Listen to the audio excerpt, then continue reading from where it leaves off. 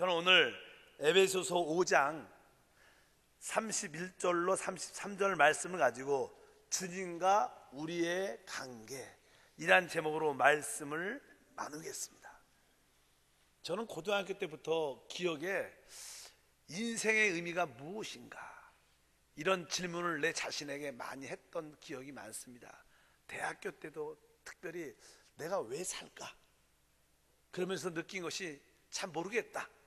참 인생은 비밀하다. 이런 생각을 가지면서 성경을 대하기 시작했을 때 인생만 비밀한 것이 아니라 이 우주 자체가 비밀스럽구나. 많은 학자들이 이 우주에 대해서 알고 싶어 하지만 이 우주를 알 수 있지 않습니다. 사실 우주는 비밀스러운데 이 우주를 알려면 이 우주를 창조하신 하나님을 알아야 됩니다.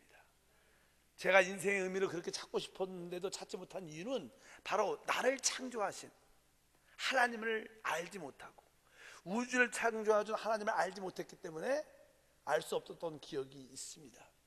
그렇다면 이제 우리가 이 우주와 우리 인생의 비밀을 알려면 하나님을 알아야 되는데 사실 하나님조차도 비밀스럽습니다. 많은 사람들은 하나님을 만나기를 원합니다. 근데 하나님을 어떻게 만나는지 어떻게 부르는지 알지 못합니다. 왜? 하나님은 비밀스럽기 때문에. 성경에 하나님의 비밀을 알려면 하나님의 비밀을 깨달아야 된다. 그러면 하나님의 비밀은 무엇인가? 여러분들이 하나님의 비밀을 안다면 하나님을 알게 될 것입니다. 성경은 골로새서 2장 2절에 이렇게 기록합니다. 이는 그들로 마음의 위안을 받고 사랑 안에서 연합하여 확실한 이해의 모든 풍성함과 하나님의 비밀인 그리스도를 깨닫게 하려 합니다. 오늘 말씀에 우리 하나님이 비밀스러우신데 그 하나님의 비밀인 그리스도를 깨닫게 하려 합니다. 여러분들이 하나님을 알려면 하나님 비밀을 알아야지 하나님을 알게 되는데 그 하나님 비밀이 그리스도라는 것입니다. 여러분들이 그리스도를 분명히 알고 깨달을 때 사실 여러분들은 하나님을 만나게 됩니다. 믿으시면 크게 아멘 아멘. 특별히 베드로가 그런 고백을 했습니다. 예수님을 향해서 주는 그리스도시요 살아계신 하나님의 아들입니다. 바로 그리스도가 육신을 입으신 하나님을 깨달을 때 우리에게 놀라운 구원이 함께 할 것입니다. 그러면 우리가 그리스도가 누구신가, 그리스도가 무엇인가를 깨달아야 됩니다. 여러분 그리스도를 깊이 알기 원한다면 바로 그분의 십자가의 죽음과 부활을 알아야 됩니다. 그분의 십자가의 부활의 비밀이 무엇인가? 성경은 또 그리스도의 비밀에 대한 이야기도 기록되어 있습니다. 우리 한번 찾아볼까요? 에베소서 3장 4절부터 한번 보면 그것을 읽으면 내가 그리스도의 비밀을 깨달은 것을 너희가 알 수 있으리라. 이는 이제 교회로 말미암아 하늘에 있는 통치자들과 권세들에게 하나님의 각종 지혜를 알게 하려 하심이니. 바울은 고백하죠. 내가 그리스도의 비밀을 깨달았다. 그렇게 그리스도를 알고 싶어 하는데 그리스도의 비밀을 깨달았는데 그리스도의 비밀이 무엇이냐? 아까 뒤에 보니까 10절에 이는 교회로 말미암아 하늘에 있는 통치자들과 권세들에게 하나님의 각종 지혜를 알게 한다. 여기 보니까 교회로 말미암아, 사실 그리스도의 비밀은 교회입니다. 여러분들이 교회가 무엇인가를 분명히 알면 그리스도를 알게 되는 거예요. 그리스도를 알면 하나님을 알고 우주와 인생의 비밀을 알기 때문에 참된 축복이 우리 가운데 나타나는 줄 믿습니다. 베드로가 고백을 하죠. 주는 그리스도이고 살아계신 하나님의 아들이다 이렇게 고백하니까 예수께서 말씀하시기에 내가 이 반석 위에 내 교회를 세우리라. 그러니까 우리 하나님은 항상 무엇을 얘기하시냐? 하나님은 항상 그리스도를 얘기합니다. 다른 얘기하지 않습니다. 하나님은 그리스도를 통해서 그리스도에 의해서 그리스도와 함께 말씀하십니다. 하나님은 다른 걸 독자적으로 이야기하지 않습니다. 하나님 말씀하신 모든 내용은 그리스도입니다. 근데 우리 예수 그리스도는 무엇을 말하냐? 우리 주님이 말씀하죠. 내가 이 반석 위에 내 교회를 세운다. 그래서 우리 예수님은 하시는 말씀이 오직 교회에 대한, 여러분들의 영적인 교회를 이해한다면 하나님을 누리는 최고의 축복을 함께 할 줄 믿습니다. 성경에 보면 또 비밀에 대한 이야기가 많이 기록되어 있어요. 천국도 비밀이다 이렇게 써 있어요. 우리 마태복음 13장 11절에 보면 대답하되 이르시되 천국의 비밀을 아는 것이 너희에게 허락되었으나 그들에게는 아니 되었나니. 천국도 하나의 비밀입니다. 여러분 모두가 천국 비밀을 깨달은 줄 믿습니다. 이단들은 이런 말씀을 갖고 잘못 사용하고 있지만 우리는 천국 비밀이 무엇인가 압니다. 이 땅에서 천국 하나님 나라는 몸된 교회인 줄 믿습니다. 성경에 마태복음 16장부터 자세히 기록되어 있어요. 그래서 한번 아까 제가 반복을 했지만 다시 한번 16장 16절부터 19절까지 이 말씀을 한번 읽어볼 때 여기에 놀라운 단어들이 많이 기록되어 있어요. 다 같이 한번 읽겠습니다. 시몬 베드로가 대답하여 이르되 주는 그리스도시요 살아계신 하나님의 아들이시니이다. 예수께서 대답하여 이르시되 바요나 시몬아 내가 복이 있도다. 이를 내게 알게 한 이는 혈육이 아니요 하늘에 계신 내 아버지시니라. 또 내가 내게 이르노니 너는 베드로라. 내가 이 반석 위에 내 교회를 세우리니 음부의 권세가 이기지 못하리라. 내가 천국 열쇠를 내게 주리니 내가 땅에서 무엇인지 매면 하늘에서도 매일 것이요 내가 땅에서 풀면 하늘에서도 풀리리라 하시고, 여기에 많은 단어가 나오고 주는 그리스도시요 살아계신 하나님의 아들, 또 아까 말씀한 이 반석 위에 내 교회를 세울 것이다. 음배의 권세가 이기지 못하다. 내가 너에게 천국 열쇠를 주겠다. 여기에 중요한 천국이라는 단어, 교회라는 단어, 그리스도라는 단어, 이것이 다 비밀스러운데 우리 모두에게 다 열린 것입니다. 여러분 우주의 비밀은 하나님, 하나님의 비밀은 그리스도, 그리스도의 비밀은 교회, 교회가 하나님의 천국이고 여러분들이 믿음으로 기도할 때마다 놀란 축복과 은혜가 우리 가운데 함께 할 줄 믿습니다. 오늘 제가 말씀하고 싶은 것은 다른 이 이야기가 아니라 또 하나님과의 우리, 구원받은 하나님과 구원 주시는 하나님과 구원받은 우리와 하나님과의 그 관계가 아주 비밀스럽다는 거예요. 여러분 하나님과 우리와의 관계를 여러분들이 잘 이해하면요 신앙의 복을 누리게 됩니다. 신앙의 능력을 체험하게 됩니다. 구원받은 하나님의 자녀인 우리와 구원하신 하나님과의 관계를 다시 한번 우리가 깨닫는 귀한 시간이 되어야 될 줄 믿습니다. 첫 번째로 하나님과 우리와의 관계는 바로 목자와 양의 관계입니다. 성경은 시편 23편 1절과 2절 말씀합니다. 야훼는 나의 목자시인 내게 부족함이 없으리로다. 그가 나를 푸른 풀밭에 누이시며 쉴만한 물가로 인도하시는 도다. 이렇게 말씀하고 시편 103편 100편 3절에 다 같이 읽어보니까 야훼가 우리의 하나님이신 줄 너희는 알지어다. 그는 우리를 지으신 이시요 우리는 그의 꽃이니 그의 백성이요 그의 기르시는 양이로다.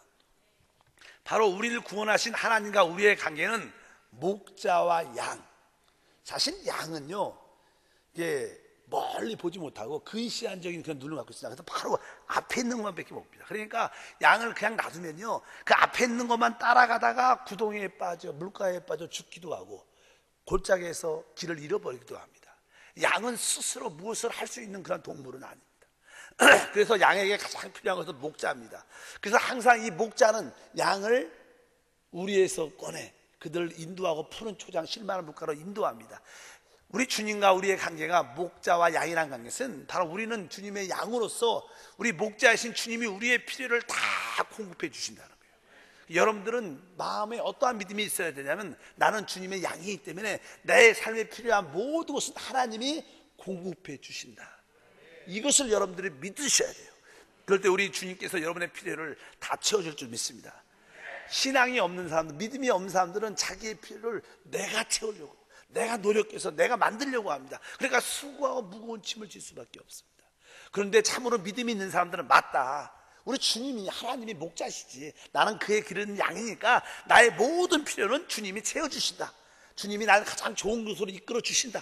나의 모든 필요는 하나님이 채우심을 감사합니다. 주여, 주님은 나를 채우시는 하나님이십니다. 내가 이 믿음으로 입을 크게 엽니다. 모든 것을 채워 주시옵소서. 이렇게 믿음으로 여러분들이 기도하면 하나님께서 그 믿음대로 역사할 줄 믿습니다. 한번 따라할까요? 하나님은 목자로서 나의 모든 필요를 채우시는 분이십니다. 여러분들이 건강이 부족하다 그러면 누가 채워주셔요? 바로 나의 목자이신 주님이 채워주신다. 내 삶 속에 기쁨이 부족하다, 우리 주님이 그 기쁨을 채워주시는 거예요. 여러분에게 물질이 필요하면 그 물질도 공급해 주시는 우리 하나님이신 줄 믿습니다. 여러분과 하나님과의 관계는 바로 목자와 양의 관계를 믿으시고 주 앞에 모든 것을 다 맡기고 주 앞에서 참된 안식과 자유함을 누리게 주임으로 축복합니다. 그럴 때 여러분 삶 속에는 풍성함이 있고 풀밭에 놓일 뿐만 아니라 쉴만한 물가에서 안식하는 그러한 윤택한 삶이 우리 가운데 충만할 줄 믿습니다. 두 번째, 성경은 구원받은 우리와 구원하신 하나님의 관계를 포도나무와 가지라고 비유합니다. 설명을 합니다. 우리 요한복음 15장 1절과 5절 읽어보니까 나는 참 포도나무요 내 아버지는 농부라. 5절에 나는 포도나무요 너희는 가지라. 그가 내 안에 내가 그 안에 거하면 사람이 열매를 많이 맺나니 나를 떠나서는 너희가 아무것도 할 수 없다. 주님이 말씀하실 나는 포도나무고 너희는 가지다. 사실 포도나무와 가지는 하나죠. 근데 사실 포도나무는요 일반적인 나무들과 다릅니다. 포도나무는 이렇게 가지가 이렇게 나무들이 쭉쭉 자라는 것도 아니고 두꺼운 것도 아니고요, 뭐 목재로서 어떤 가구로서 별로 필요가 별로 없습니다. 포도나무가 유용할 수 있는 길은 딱 하나입니다. 그 가지를 통해서 풍성한 포도 열매를 맺는 거 이외에는 다른 가치가 있지 않습니다. 바로 우리가 가지로서 우리가 해야 될 일은 다른 것이 아니라 바로 열매를 맺는 것을 여러분들이 깨달아야 됩니다. 성경에 보면 하나님께서 우리를 하나님의 형상대로 만드신 목적은 바로 우리를 통해서 하나님을 표현하고 나타내기 위한 것입니다. 예수님이 이 땅에 오셨을 때 예수님은 사람은 이 땅에 사셨지만 사람들은 그를 보고 하나님을 보았습니다. 그래서 주님이 말씀하죠. 나를 본 자는 하나님을 보았다. 마찬가지로 하나님은 여러분을 통해서 하나님이 표현되길 원해요. 여러분을 볼 때 사람들이 예수를 보았다, 하나님을 만났다, 이런 느낌을 갖기를 원하십니다. 그러기 위해서는 여러분들이 하나님을 표현하려면 여러분을 통해서 많은 구원의 열매가 충만한 줄 믿습니다. 주님은 포도나무, 우리는 가지기 때문에 하나님을 표현하는 많은 구원의 열매가 우리 가운데 함께 해야 된다. 바로 구원의 그 열매가 바로 사람들인 줄 믿습니다. 우리의 참된 봉사와 섬김은 사람으로도 하나님을 드리는 것인 줄 믿습니다. 그래서 여러분 마음속에 사람의 영혼에 대한 뜨거운 관심이 있어야 돼요. 그럴 때 하나님의 그 은혜와 목적이 이루어지게 되고 여러분 삶 속에 놀라운 축복과 은혜가 충만할 줄 믿습니다. 근데 가지가 이 좋은 열매를 맺으려면요, 풍성한 열매를 맺으려면 그 포도나무의 그 뿌리로부터 그 진액을 마음껏 받아들여야 됩니다. 그 진액을 받아들여야 그 열매가 풍성해지는 거예요. 뭐 가을에 나는 포도가 지금도 많이 이렇게 수확하지만 포도가 아주 많습니다. 그래서 아주 포도나무가 풍성해지면 그 맛도 달콤하고 풍성한 그런 열매가 납니다. 어차피 여러분들이 포도나무 뿌리로부터 진액을 마음껏 흡수하고 받아들여야 돼요. 그럼 자연스럽게 풍성한 열매를 맺게 될 줄 믿습니다. 근데 이 포도나무의 그 풍성한 진액들은요, 이 시대로 말하면 성령을 말하는 거예요. 성령이 포도나무의 진액이고 그 모든 영양분인 줄 믿습니다. 그래서 우리는 성령으로 충만함을 채워줘야 돼요. 이 시대에 살 때 사람들에게 가장 중요한 것 중에 하나는요, 건강입니다. 여러분, 모든 사람들은 건강한 삶을 살기 원합니다. 여러분들이 건강하려면 우리 삶 가운데 가장 기본적인 두 가지가 기초가 돼야 돼. 이것이 돼야 먼저 다른 것이 채워질 수 있는 거예요. 첫 번째는요, 좋은 공기를 마셔야 됩니다. 믿으시면 아멘. 그래서 이렇게 기침이나 천식이 심한 분들, 기관지가 안 좋은 분들은요, 이렇게 아주 시골이나 아주 이렇게 멀리 산 같은 데 가서 좋은 공기를 이렇게 마시고 한두 달 있으면요, 그 잦았던 기침도 다 사라집니다.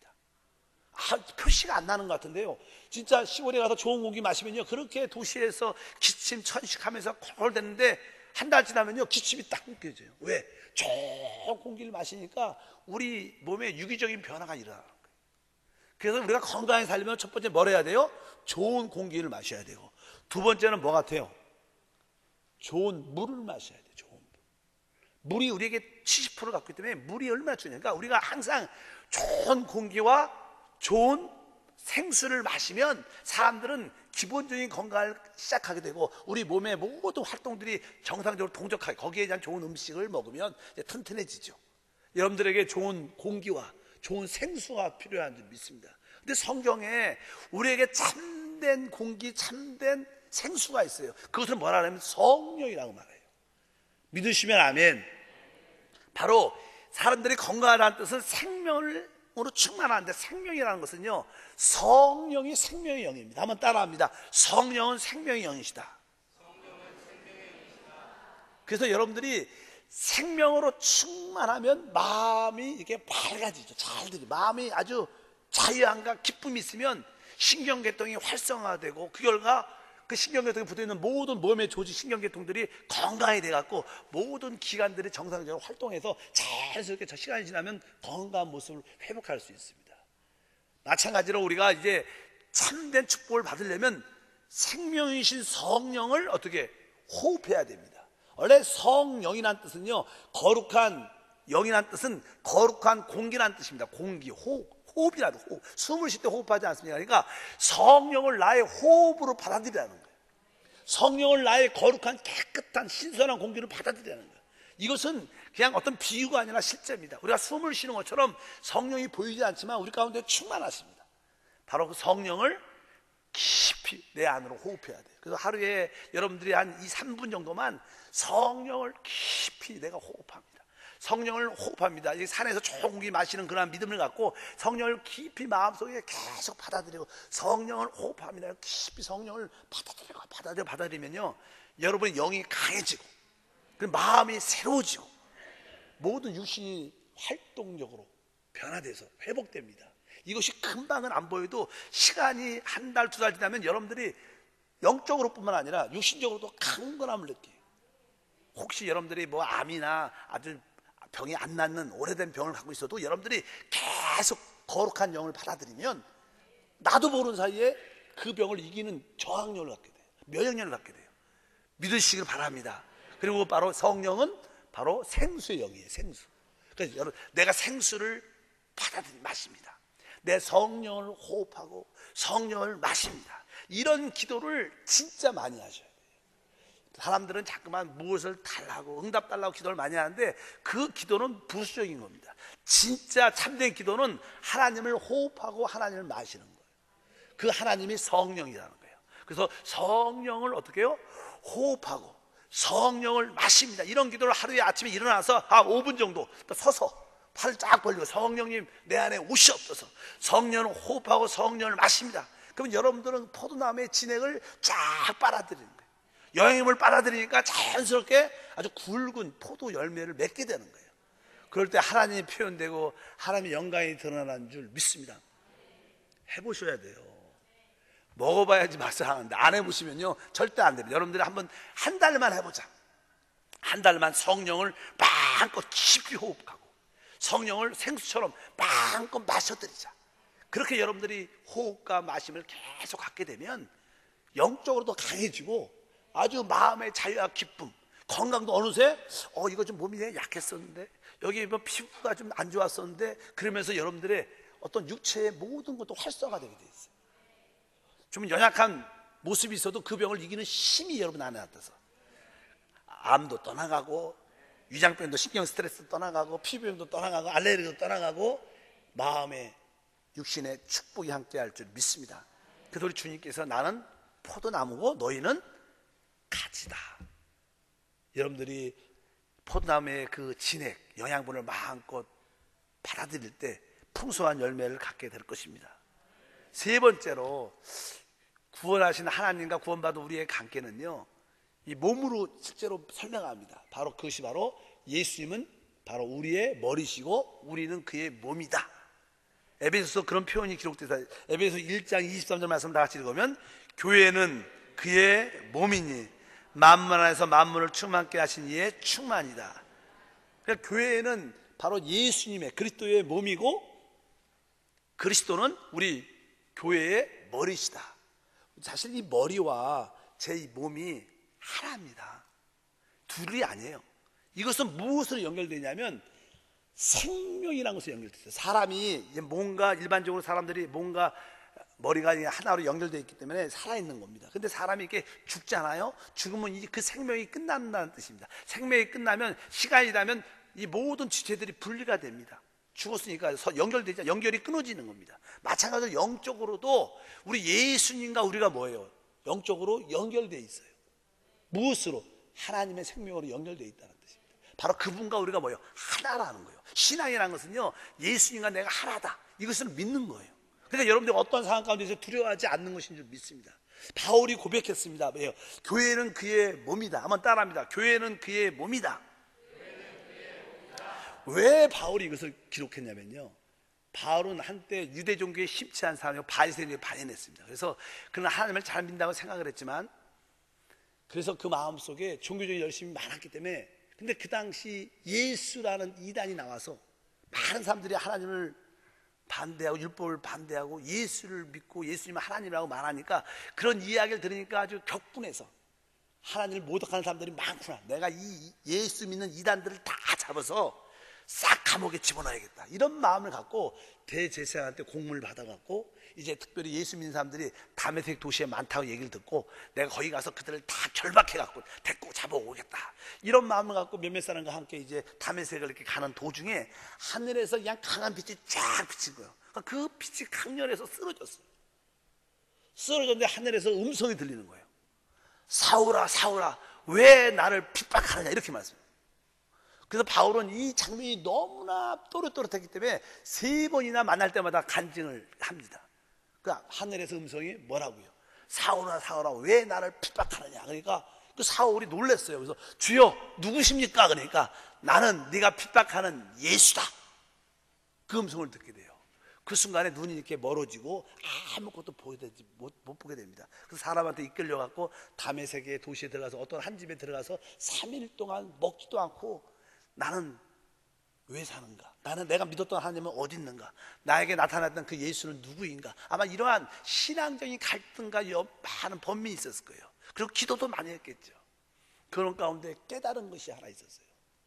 자기는 이 땅에서 예수 믿는 사람을 핍박했어요. 자기는 예수를 본 적도 없고 예수를 핍박한 적도 없어요. 나는 예수 믿는 사람을 핍박했는데 주님이 뭐라고 하늘에서 나는 네가 핍박하는 예수다. 그리고 나서 느낀 게, 부활해서 하늘에 계신 예수와 이 땅에서 예수를 믿는 성도들은 뭐라는 거예요? 하나구나. 믿으시면 아멘. 그 놀란 진리를 진짜로 깨닫게 되는 거예요. 하늘 보좌에 계신 예수와 이 땅에 있는 예수 믿는 사람들이 하나구나.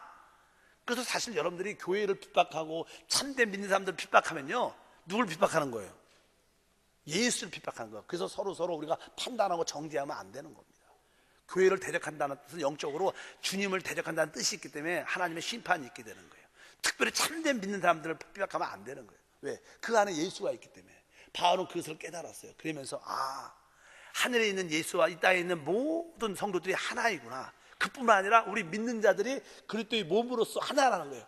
우리가 손과 발, 이 모든 것이 지체들이 하나이지 않습니까? 마찬가지로 하나이구나. 내가 예수 하나인 것처럼 내가 믿는 모든 성도들과 뭐예요?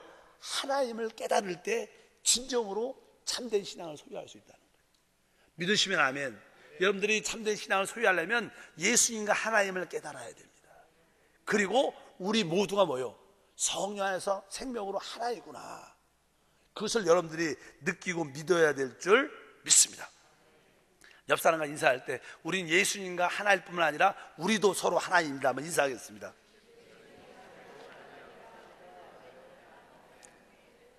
그래서 여러분들이 영적으로 서로를 사랑하는 거예요. 그래서 사실 예수를 이렇게 잘 믿잖아요. 올바로 믿으면요, 처음에 교회에 오면 예수를 은혜 가운데 있게 되면 예수 믿는 다른 성도들이 얼마나 사랑스럽게 느끼는지 몰라요.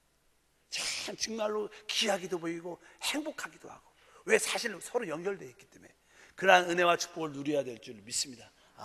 참된 신앙의 척도는 바로 구원하신 하나님과 내가 하나일 뿐만 아니라 내가 모든 성도들과 하나님을 깨달을 때 하나님의 축복이 역사한다는 거예요. 마지막으로 이제 구원하신 하나님과 우리의 관계의 마지막은 바로 남편과 아내, 신랑과 신부의 관계라고 성경은 말씀합니다. 오늘 에베소서 5장 31절로 33절 말씀 다 같이 합독하면, 그러므로 사람이 부모를 떠나 그의 아내와 합하여 그 둘이 한 육체가 될지니 이 비밀이 크도다. 나는 그리스도와 교회에 대하여 말하노라. 그러나 너희도 각각 자기 아내 사랑이를 자신같이 하고 아내도 자기 남편을 존경하라. 여기 보면 바울은 특별히 에베소서 이 5장에서 남편과 아내 이야기를 설명을 쭉 하면서 바울이 남편과 아내 이야기를 하지만 사실 바울의 마음에는 무엇이 있었냐면 아까 말했어요. 32절에 이 비밀이 크도다. 나는 그리스도와 교회에 대해서 말한다.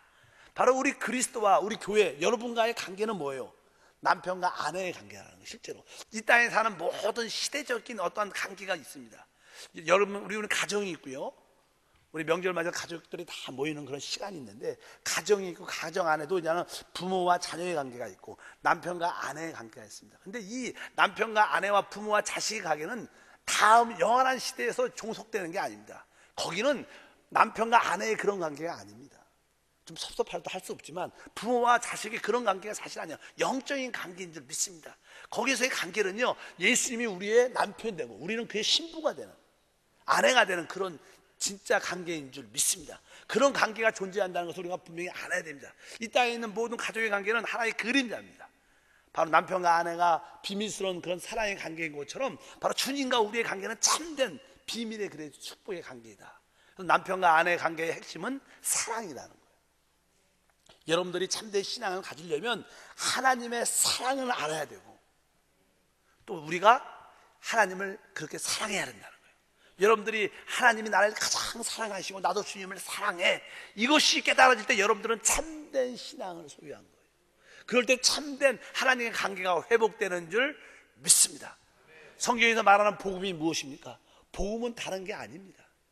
복음은 바로 하나님이 나를 사랑하시고 나도 하나님을 사랑합니다. 이것이 복음의 핵심이고 성경의 핵심이에요. 믿으시면 아멘. 복음의 핵심이 무엇인가 하면 여러분 뭐라 해도 하나님이 나를 사랑하시고 나도 하나님을 사랑합니다.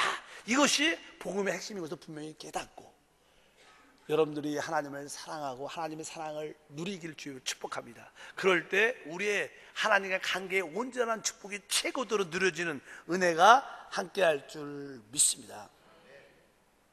33절에 아까 보니까 5장에 아내도 자기 남편을 존경하라. 제가 종종 이게 결혼 주례할 때 행복한 가정이 되는 비결은 서로 존경하는 거예요. 서로 존경할 수 있어요. 남편이 아내를 존경하고 아내도 남편을 존경하는 마음을 서로 존경하려면요, 그 상대방 배우자의 장점을 꼭 알아야 됩니다. 원래 우리는 단점이 많은 사람들입니다. 그래서 여러분들이 남편이나 배우자들 단점 보고 살면 안 돼요. 단점은 끝이 없으니까 단점은 접어두고 무엇을? 좋은 점을 찾아야 돼요. 장점을 발견할 수 있어야 돼요. 아, 우리 남편은 이런 점이 진짜 좋아. 그럴 때 점점 사랑의 마음, 존경의 마음이 생겨서 행복한 가정이 되는 거예요. 단점 찾지 말고 행복한 가정과 불행한 가정의 차이가 뭔가? 불행한 가정은 단점만 얘기해요, 배우자에 대해서. 그러나 행복한 가정은 항상 장점에 대해서 칭찬하고 기뻐하는 거예요. 여러분 모두가 남편의 장점을 감사하여 축복합니다. 남편들은 아내의 장점을 감사하여 축복합니다. 이번 특별히 명절에 서로 즐거운 시간이 되려면 장점을 가질 때 또 그것을 감사하고 기뻐할 때 서로 존경해야 되고 그것이 행복한 삶의 축복이 함께할 줄 믿습니다. 성경에 우리를 구원하신 하나님과 구원받은 우리의 관계를 여러 가지로 설명을 합니다. 왜? 비밀스럽기 때문에 사람들이 그것을 이해하지 못합니다. 그 관계는 바로 목자와 양의 관계, 포도나무와 가지의 관계, 바로 머리와 그리스도의 몸과의 관계, 또 남편과 아내, 신랑과 신부의 그런 관계인 것을 여러분들이 깨달으면 여러분들의 신앙에는 아주 안정되고 아주 자유하고 축복된 믿음의 삶이 시작될 줄 믿습니다. 여러분들이 하나님과 우리의 구원받은 우리와의 관계를 깊이 깨달을수록 그 비밀을 알수록 여러분 신앙은 단단해질 겁니다. 여러분 신앙에는 많은 열매와 축복이 함께할 줄 믿습니다. 첫 번째가 뭐예요? 목자와 양. 두 번째는 포도나무와 내가 가지. 세 번째는 우리의 머리이신 그리스도와 우리의 몸인 교회. 네 번째는 우리의 남편과 신랑이신 예수님과 우리 아내와 신부인 우리. 그런 사랑의 관계를 이해하셔서 여러분들이 주님을 바라보고 달려가면 여러분 안에 풍성함이 있을 겁니다. 행복과 자유와 축복이 함께할 줄 믿습니다.